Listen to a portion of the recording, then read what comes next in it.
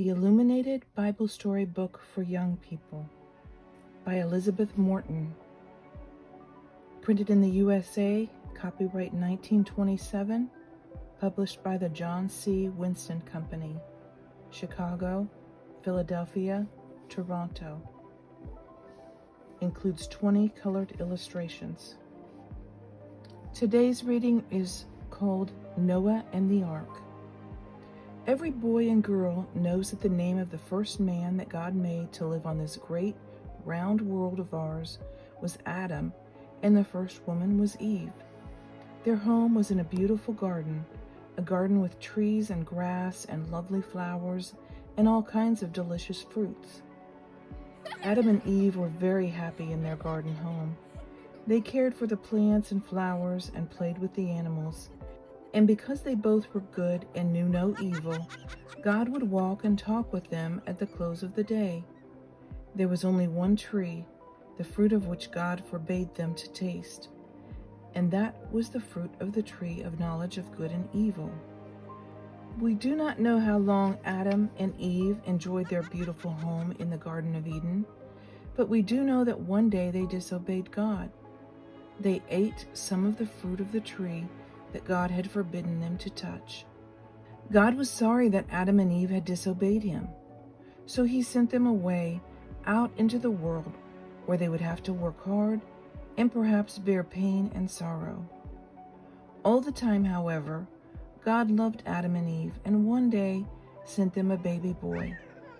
This baby they named Cain, and because God had planned that there should be more people in the world, he sent other children to Adam and Eve. These boys and girls grew up and had children of their own. By this time, there were a great many people living in the world. These people were very wise and clever, but they were not all good. They did not love God, nor did they try to please him. They did not even think of praising and thanking him for all the blessings of food and sunshine which he had given them. It was a wicked, sad world, and God was very much troubled. Finally, God said that he would destroy all these wicked people. He would send a flood that would wash away everything, even the animals from the earth. But there was one man on earth who had tried to live as God wanted him to live, and he had taught his 3 sons to live right and to do right also. The name of this man was Noah, and because he and his family were faithful to God and had always tried to do right, God told them that he would not destroy them with the wicked people. Then God told Noah that he and his 3 sons, Shem, Ham, and Japheth, were to build a great boat or ark. It was to be as large as some of the big boats boys and girls today have seen. For a long, long time, Noah and his sons worked hard making this boat. They cut wood and hammered and fitted it, because this boat was to be made just exactly as God had said. It was to be very long and wide and deep, and to have 3 stories, just as some of our houses have today. Each story was to be full of little rooms, and there were to be a very large window and a door. And over all there was to be a roof. No doubt, all the time that Noah and his sons were building this queer-looking boat, the people laughed at them. They did not believe that there would ever be a flood. One day when the ark was finished and all stored with food, God called Noah. For he said, I am going to cause a great flood to come over the earth and to destroy all the people and all the animals. And I want you and your wife and your sons and their wives to go into the ark. Take with you 2 of every kind of animal and several pairs of those animals that you will need after the flood. So Noah and all his family and 2 of every animal went into the ark, and God shut the door. After a few days it began to rain. It rained as it had never rained before. The water grew deeper and deeper, and even the hills were covered. People rushed here and there trying to find a shelter from the storm, but the terrible flood continued, and soon all the people and animals were drowned, just as God had said.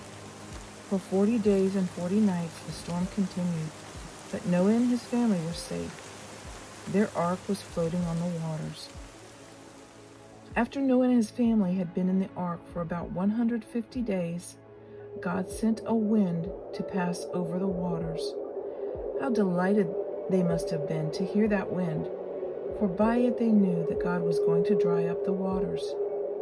And so day after day the waters grew less and less, until one day the ark ceased to float and rested on the peak of a mountain, which is now named Mount Ararat. By and by Noah opened a window and let out a bird called a raven. The raven has strong wings, so it flew around for days and days until it found food and a place to rest, and it did not come back to the ark. Then Noah sent out a dove, but the dove could not find any green tree in which to build her nest, so she flew back to the ark. After waiting another week, Noah sent out the dove again, and at evening she flew back with an olive twig in her bill. By this time, Noah knew that the land was becoming green and beautiful. He waited another week and then sent the dove out again, but this time the bird did not return. At last God told Noah to open the great door and to come out of the ark, he and his wife and their sons and their wives and all the animals.